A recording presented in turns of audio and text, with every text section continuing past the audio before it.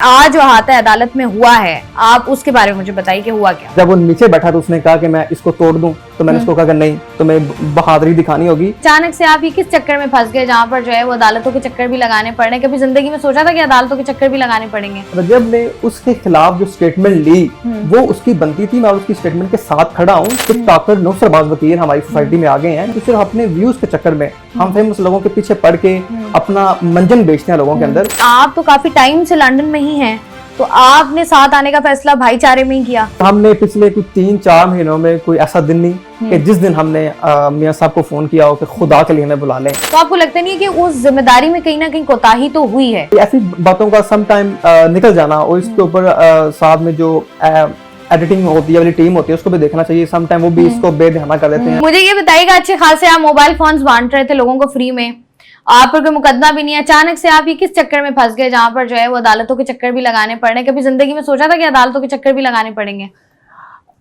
आपके सवाल का जवाब देने से पहले मैं आपके क्वेश्चन नंबर 2 में थोड़ा ऐड करना चाहूंगा कि आपने कहा कि रजब ने उस वकील को कहा कि आप मुंह में गुटखा लेके मैं आपको वकील नहीं मानता।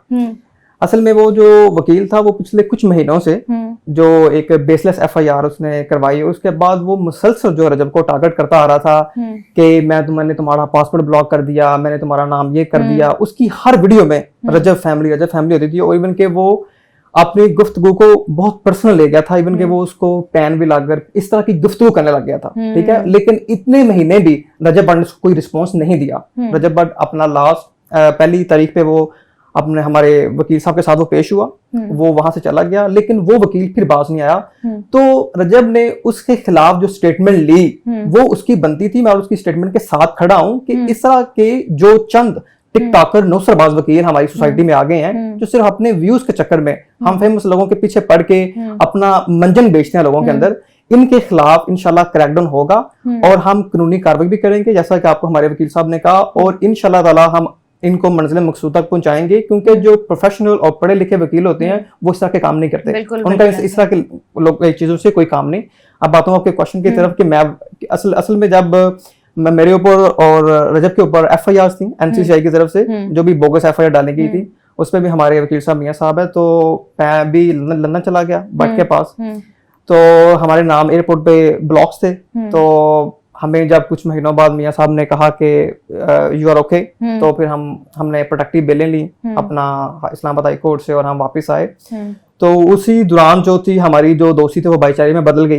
रजब के साथ हमने एक दूसरे का मुश्किल वक्त में साथ दिया, तो इसलिए मैं जहां भी जाता हूँ तो उसके साथ साथ वो कहता जी मेरा दिल नहीं लगता। तो लास्ट टाइम भी मैं आया था, मैं कोर्ट नहीं आ सका, तो इस बात भी मैं वो जिधर होते हैं हम इकट्ठे होते हैं। अच्छा, जब लंदन से जब पाकिस्तान तक का सफर हुआ तो लोगों ने ये कहा कि लंदन से जो है वो वीजा को खारिज कर दिया गया और जो है वो निकाल दिया गया, तो उसमें आप तो काफी टाइम से लंदन में ही हैं, तो आपने साथ आने का फैसला भाईचारे में ही किया? असल में मेरे ऊपर जो FIR थी वो सेम FIR भट्ट के ऊपर भी थी, तो मेरा भी नाम PCL में था और भट्ट का भी नाम था। तो जैसे हमें हमारे वकील साहब ने इंस्ट्रक्शन दी हमने उसी को फॉलो किया, और मैं बाद में भी आ सकता था क्योंकि मेरे पास सिटीजनशिप थी।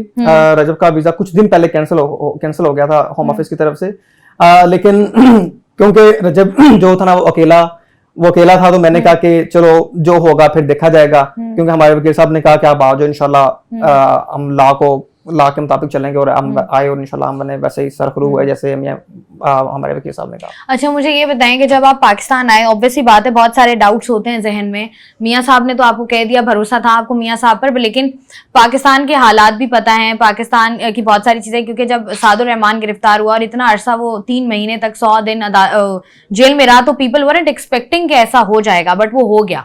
बहुत सारे लोगों के साथ बहुत कुछ हो गया, तो आपको किसी मोमेंट पर ये लगा कि अगर व्हाट इफ हमें एयरपोर्ट से गिरफ्तार कर लिया जाता है तो हम क्या करेंगे? आपने सवाल किया? बिल्कुल, हमने पिछले कुछ 3-4 महीनों में कोई ऐसा दिन नहीं कि जिस दिन हमने मियां साहब को फोन किया हो कि खुदा के लिए हमें बुला लें। हम तंग आ चुके हैं यहाँ पे, हम इनको रोज तंग करते थे, ये हमें हमेशा यही कहते थे कि अभी टाइम नहीं आया, जब आपका टाइम आएगा इंशाल्लाह मैं आपको गो हेड दूंगा। तो हमने इनकी इंस्ट्रक्शन को फॉलो किया, और जैसे ही इन्होंने हमें कहा कि अब आ जाएं, तो हमें इनके ऊपर यकीन था कि क्योंकि पहले भी रजब भट्ट के जितने भी केसेस थे वो इन्होंने डील किए, तो कभी आज तक रजब भट्ट अरेस्ट नहीं हुआ।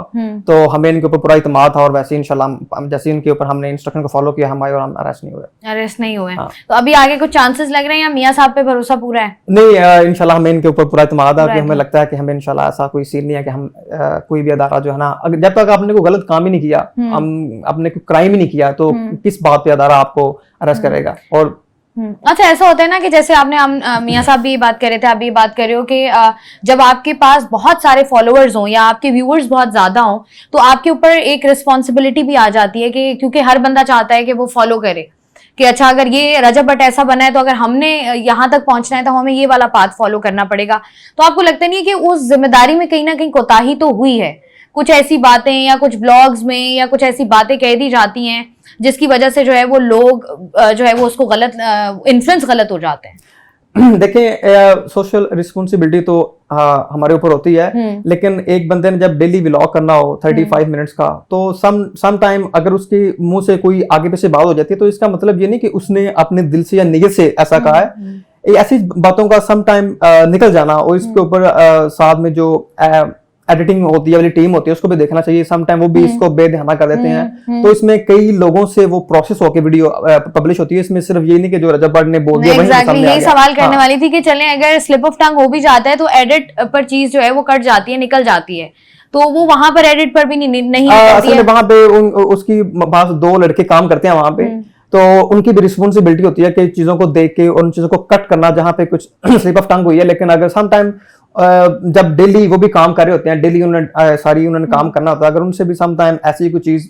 36 मिनट के अंदर ऐसी चीज कुछ स्किप हो जाती है तो ये कोई नियत में तो ऐसी कोई बात मेरे नहीं ख्याल कि उसने ऐसी कर दी है कि जिसके ऊपर ऐसे दंगा फसाद होना चाहिए और उसके पीछे पड़ जाना चाहिए। सिर्फ ये है कि वो भी टॉप पे है यूट्यूब में, तो बस लोग उसके पीछे हैं। और आप वैसे भी आम जो छोटे मोटे यूट्यूबर्स होते हैं, छोटे मोटे जो होते हैं टिकटॉकर्स, वो भी बड़ी बड़ी अब्यूजिंग करते हैं टिकटॉक लाइव के ऊपर। इवन के नॉट इन पॉज, अभी टिकटॉक अब्यूजिंग कर चल रही है, इंस्टाग्राम लाइव अब्यूजिंग चल रही है, गंदी बातें, गाली गलौज, उनके खिलाफ कोई एक्शन नहीं होता क्योंकि वो रेलिवेंस नहीं है। और क्योंकि रजब भट्ट हम बहुत रेलिवेंस है मार्केट में, तो लोगों को यहाँ पे अच्छे व्यूज मिलते हैं, बस इसीलिए लोग हमारे पीछे रहते हैं, नाम ले रहे होते हैं। अच्छा, मुझे नदीम ये बता दीजिएगा कि आज जो हादसा अदालत में हुआ है, आप उसके बारे में मुझे बताइए कि हुआ क्या। इसमें मियां साहब ने, हमारे वकील साहब ने आपको पहले सब कुछ बता दिया। असल में जब हम वहां पहुंचे हैं तो ये डिफरेंट गेट पे थे, हम डिफरेंट गेट पे थे, तो जिसकी वजह से मिसकम्युनिकेशन हुई और हम अदालत के अंदर से ही वकील साहब के पास जा रहे थे, तो रास्ते में कुछ जो वकील आए हैं उन्होंने आके दहावा बोला है,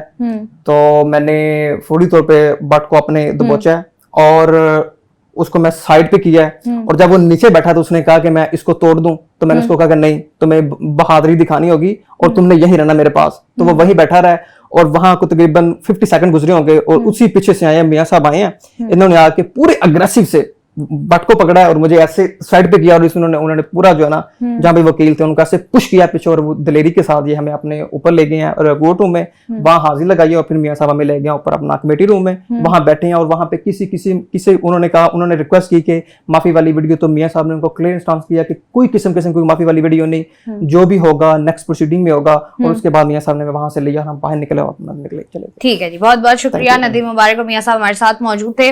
आज का जो इंसिडेंट जिसके बारे में बात हो रही है, अदालत में जो भी हुआ, ऑब्वियसली बात है कि मुजरिम का फैसला करना अदालतों का काम होता है और ऑनरेबल अदालत का एहतराम करना पूरी कौम की जिम्मेदारी होती है। लेकिन वहीं पर जब इस तरह का कोई इंसिडेंट हो जाता है तो चाहे गलती पर कोई हो या ना हो, एक डिफरेंट एंगल स्टोरी का निकलता है। एंड वी आर होपिंग के सिचुएशन जो है वो बेहतरी की तरफ जाए और बहुत सारे ऐसे लोग जो कि बहुत नेगेटिव लाइट में आ रहे हैं उनका भी जो मौकफ है वो सामने आए।